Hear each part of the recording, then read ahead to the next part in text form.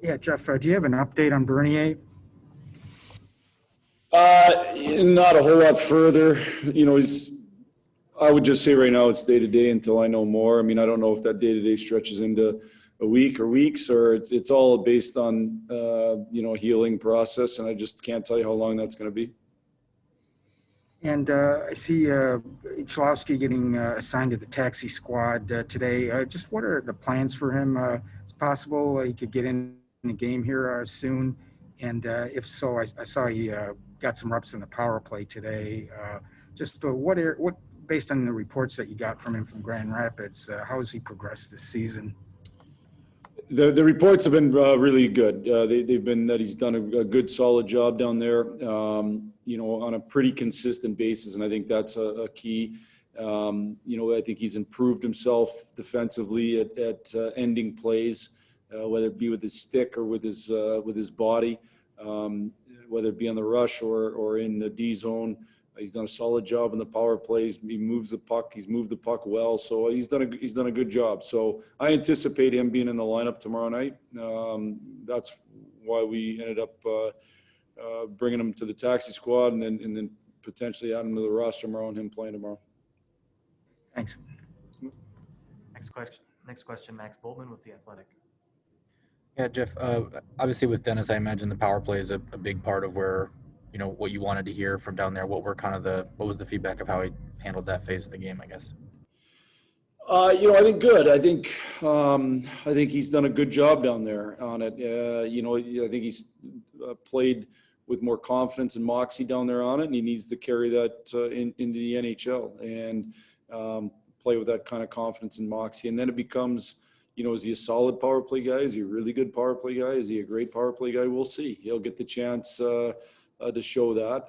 I think down there he's been a good to really good power play guy, and so hopefully he can do that up here as well.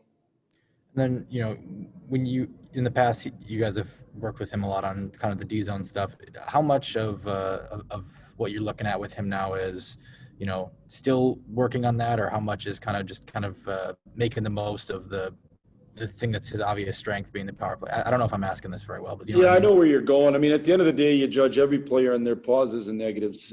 That's what you judge. I mean, that's the impact. Did you make more positive plays versus the negative? Everybody's going to make mistakes. Everybody's going to have some negative plays, and the really good players, the difference is really big. And if it goes the wrong way, you're in trouble. And so we'll judge him on his game in totality. It won't be just one area. Certainly.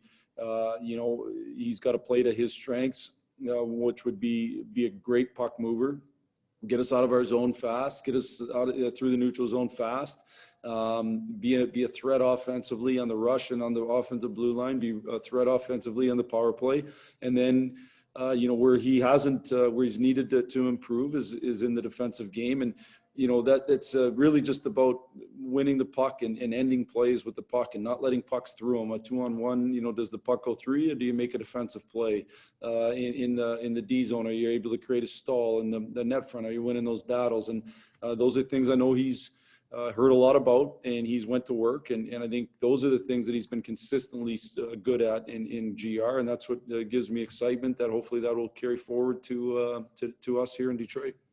Thank you. Yep. Next question, Owen Newkirk with Stars TV. Unmute. Hi, Jeff. How are you doing today?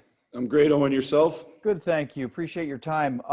Looking at last night's game, you guys had the lead after the first period, but by my count, I had the Stars out-chancing you pretty strongly in the opening 20 minutes, and then I had you guys really having the better of the quality chances in the second period. Even though you had the lead, what did you guys do in the intermission, the first one, to kind of change your game around a bit?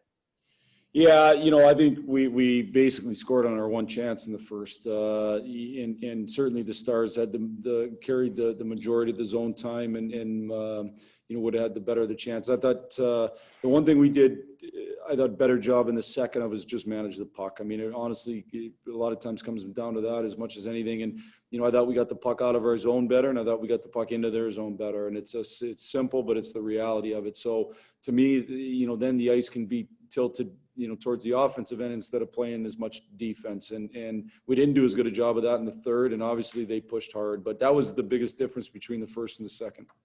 We haven't seen you guys in quite some time. Obviously, it's only been, I think, 2 months, but it feels like 6 or 7. What's been the difference in your power play? Because I was looking at the numbers, and your results have transformed since about the end of February pretty drastically. I would say confidence is one factor in it. I think if you really look at it, you got to win faceoffs. We've won way more faceoffs on the power play. You got to have better entries. We've had better entries. So that's allowed more zone time. And, on power plays and penalty kills, zone time is critical. And the more zone time you can have, the odds are that you have a way better chance to score. That's not necessarily always true at 5-on-5, but it's absolutely true in specialty teams. And so because of the faceoffs and the entries, we've had more zone time. And then I just think confidence. I think we've had less unforced errors in our zone, meaning just unforced turnovers. Poor puck execution. I think we've been way better in those areas. So, we've got a little bit different personnel in and out. We've tried a few different things, but for the most part, it's been confidence. And finally, do you have anybody that you're pulling for in the NCAA tournament? And as the Red Wings head coach, is it dangerous to say anybody other than Michigan? Well, I mean, I grew up in a family that has a lot of Michigan State grads in it. I was a Michigan fan as a kid, and then I went and I played my college hockey at Ferris State and competed against both of them and grew to dislike both of them. So I'm not actually cheering for anybody right now, just watching. Thanks, Jeff. Appreciate your time. Thank you. Next up, Helene St. James, Detroit Free Press. Jeff, just going back to Jonathan quickly. He's definitely out for the weekend, right? I guess I don't want to answer that before I know it for sure. So my gut is yes, but see how he walks in tomorrow. Okay. And has he had tests that MRIs or such? Or he's had tests, correct? Yep. He's been evaluated, and I would just say that it's one of those injuries that could heal quickly, could take longer. We're just not sure. Okay. Thank you. Yep. Next up, Ted Colfin, Detroit News. Oh, there we go. Hey, Jeff, with Bernie's news like that, what are your expectations for Greiser here? You look at some of the stats, they aren't pretty. Has he had some bad luck, bad fortune this year, you think? Or just going forward, where do you think where he is mentally and all that? Again, I think he's a pretty strong, mental, tough type person. I think I'd love to get him in a game where we don't give up a whole lot of real grade A opportunities. I think he's as he tried to get his game kind of back in order. I think he's got in games that were difficult games for goaltenders, and so that hasn't helped him. So it was unfortunate, I think, that he got a ton of games when we had a bunch of guys out in that stretch there, and our roster just wasn't as strong as it is today. And so, I think that hurt him a little bit. But listen, we got lots of confidence in Thomas. He's done it for a long time. He's been through the ebbs and flows of seasons. He knows how to handle this types of thing. And he's just got to go out and, from an expectation standpoint, stop the ones he's supposed to stop and make a big save at a critical moment. That's what winning goaltending does. And so hopefully we can play good defense in front of them. This is a really good team we're playing tomorrow, and a team that, certainly at times had us on our heels. And so we're going to need really good goaltending from them. But that starts by stopping the ones you're supposed to and then making a big save at a critical moment. Perfect. That's all I need. Thanks, Jeff. Thanks. Yep.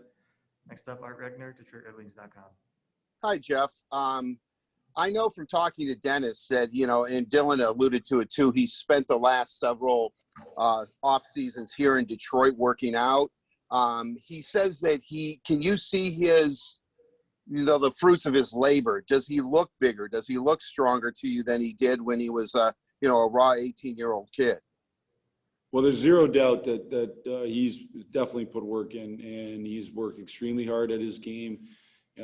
He's worked extremely hard off the ice. He is a bigger man than he was when he first came in. He's a bigger man than he was a year ago, so there's no doubt that he's gotten stronger. There's zero doubt about that. So, and then it's just applying that on the ice. When Robbie came back from COVID protocol, you said at that time that you were a little hard on him, trying to extol maybe more out of him from his game. And I'm kind of curious that delicate balance as a coach between when a guy needs a swift kick in the pants and when you have to put your arm around him.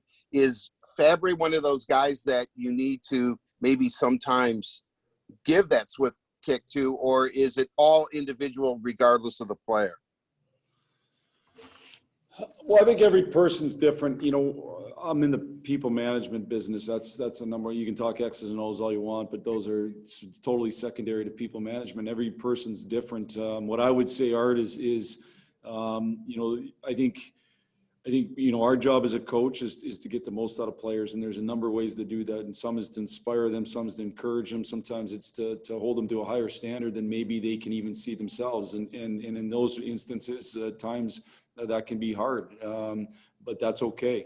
Ultimately, our job, just like probably you know, any parent's job, is to get the most out of your kids. It's the same thing as a coach. We're just trying to get the most out of our players. And so again, there's different times, different situations. You know, the reason I made that comment was, you know, I don't know that he had enough time to really get himself back going. He had got hit pretty hard by COVID, and I wanted him to be the Robbie Fabry that I believe he can be. And I don't know if he was physically ready to do that yet. And but nonetheless, Robbie's a great person. He wants to win.